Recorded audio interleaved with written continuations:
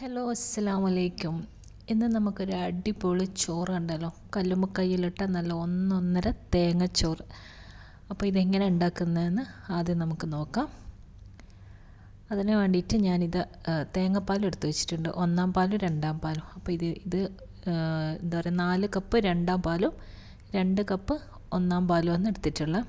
പിന്നെ 2 തേങ്ങൻ്റെ പാലുണ്ടാവും, അതവിടെ മാറ്റി വെക്കുക. ഇനിയിപ്പോൾ ഇതാ ചോറ് വെക്കാനുള്ള ചെമ്പെടുത്ത് അതൊന്ന് ചൂടായതിന് ശേഷം അതിലേക്ക് കുറച്ച് ഓയിൽ ഒഴിച്ച് കൊടുക്കാം. എന്നിട്ട് ഞാൻ ആദ്യം ഇതിൽ കല്ലുമ്മക്കായ ജസ്റ്റ് ഒന്ന് ഫ്രൈ ആക്കുന്നുണ്ട്. ഇതെനിക്ക് നാട്ടിൽ നിന്ന് വേവിച്ചിട്ട് എന്താ പറയുക, ഉപ്പും മഞ്ഞളിട്ട് വേവിച്ച് ജസ്റ്റ് ഒന്ന് ഷാലോ ഫ്രൈ ആക്കിയിട്ട് കൊടുത്തയച്ചത്. അതുകൊണ്ട് ഞാൻ എന്താ പറയുക, ചെറുതായിട്ടൊന്ന് ഫ്രൈ ആക്കി എടുക്കുന്നത്. അപ്പോൾ എനിക്ക് ഫ്രൈ ചെയ്ത ഓയിൽ എന്തായാലും വേണം, അതുകൊണ്ട്. അപ്പോൾ ഞാനിതെല്ലാം ഒന്ന് പൊരിച്ചിട്ട് കോരി മാറ്റി വെച്ചിട്ടുണ്ട്. ഇനി ഈ സെയിം ഓയിലിലേക്ക് 2 വലിയ ഉള്ളി ഉണ്ടല്ലോ, അതരിഞ്ഞത് ഇട്ട് കൊടുക്കാം.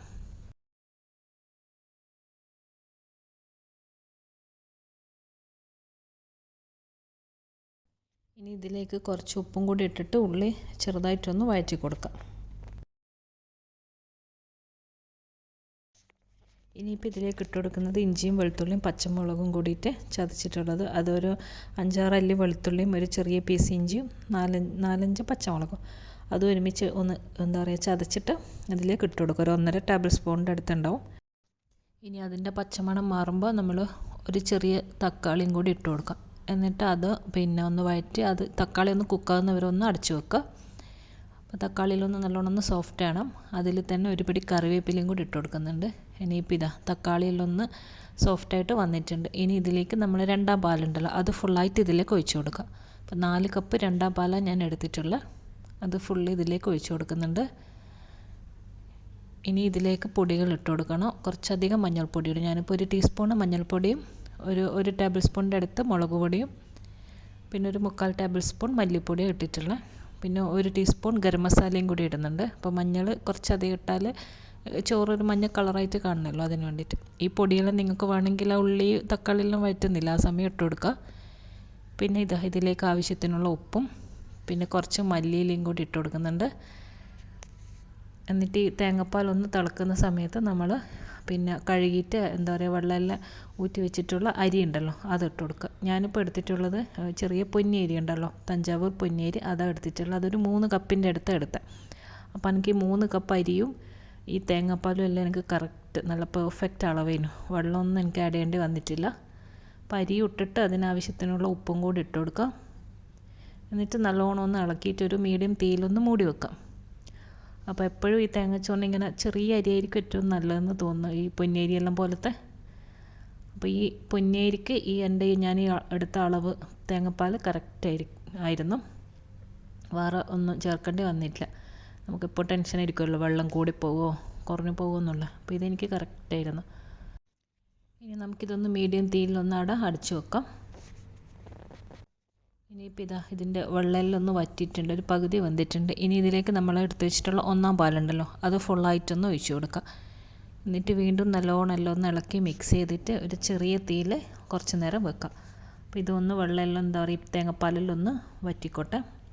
ഇപ്പോൾ തേങ്ങാപ്പാലെല്ലാം ഒന്ന് വറ്റി ചോറെല്ലാം നല്ലോണം വെന്തിട്ടുണ്ട്. ഇതിപ്പം കണ്ട കറക്റ്റ് എല്ലാം പെർഫെക്റ്റ് ആയിരുന്നു. ഇനിയിപ്പോൾ നമ്മൾ ഇതിലോട്ട് ഫ്രൈ ചെയ്ത് മാറ്റി വെച്ചിട്ടുള്ള കല്ലുമ്മക്കായ ഉണ്ടല്ലോ, അതും കൂടി ഇട്ട് കൊടുക്കുക. എന്നിട്ട് അതെല്ലാം ഇട്ടിട്ട് നല്ലോണം വീണ്ടും എല്ലാം എന്താ പറയുക ഇളക്കി ആ ഒരു നെയ്യെല്ലാം കൂടി മിക്സ് ആവണം. പൊരിച്ച നെയ്യെല്ലാം ഉണ്ടല്ലോ, അതും എല്ലാം നല്ലോണം ഒന്ന് മിക്സ് ആക്കിയിട്ട് വീണ്ടും ഒരു ഫോയിൽ വെച്ചിട്ടൊന്ന് അടച്ചിട്ട് ചെറിയ തീയിലൊരു 10 മിനിറ്റ് കൂടി വെക്കുക. അപ്പോൾ ആ ദമ്മിൽ തന്നെ നല്ലോണം ഒന്ന് വെന്തോളും ബാക്കിയുള്ളത്. ഇപ്പം തന്നെ എല്ലാം ഓൾമോസ്റ്റ് വെന്തിട്ടുണ്ട്. നല്ല എന്താ പറയുക പെർഫെക്റ്റായി നല്ല അടിപൊളിയായിട്ടുണ്ട്. അപ്പോൾ ആദ്യം കുറച്ച് ലൂസായ പോലെയൊന്നും തോന്നുമെങ്കിലും ചൂടുള്ളൊന്ന് പോകുമ്പോൾ ഒന്ന് വിട്ട് ഒന്ന് ഡ്രൈ ആയിട്ട് വന്നോളും. പിന്നെ നമുക്കിതൊന്ന് ഫോയിൽ വെച്ചിട്ടൊന്ന് അടച്ചിട്ട് ഒരു 10 മിനിറ്റ് ചെറിയ തീയിലൊന്ന് വെക്കാം.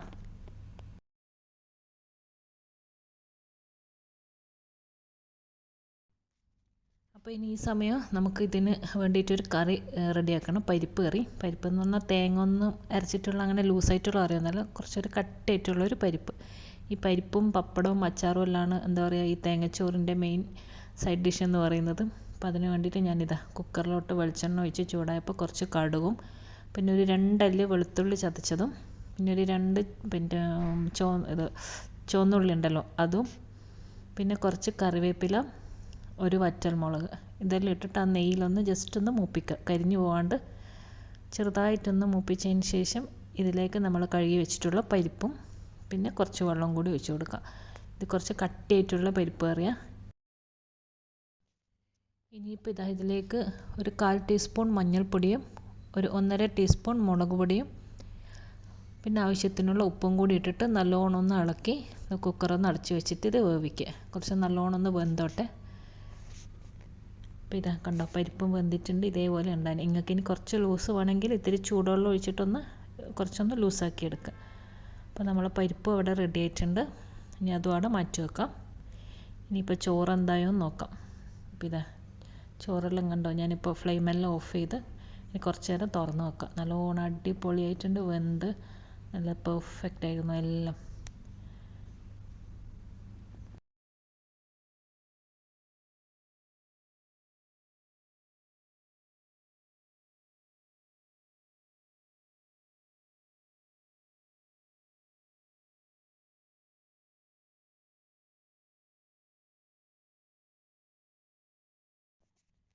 അങ്ങനെ നമ്മൾ അടിപൊളി തേങ്ങച്ചോറ് ഇവിടെ റെഡി ആയിട്ടുണ്ട്.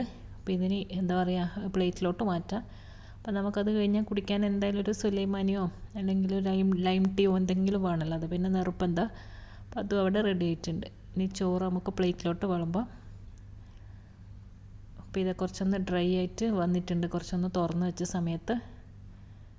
അപ്പം നല്ല അടിപൊളി തേങ്ങാച്ചോറാണ് ഇത്. കല്ലുമ്മക്കായ ഇടുമ്പോഴാണ് ഇതിൻ്റെ എന്താ പറയുക ടേസ്റ്റ് കൂടുന്ന. ചെമ്മീനെല്ലാം ഇട്ടിട്ടും ആക്കുന്നവരുണ്ട്. സൈഡിലോട്ട് കുറച്ച് പരിപ്പും ഒരു പപ്പടവും പിന്നെ ഇത്തിരി അച്ചാറെല്ലാം ഇട്ടിട്ട് അടിപൊളിയായിട്ട് തിന്ന്.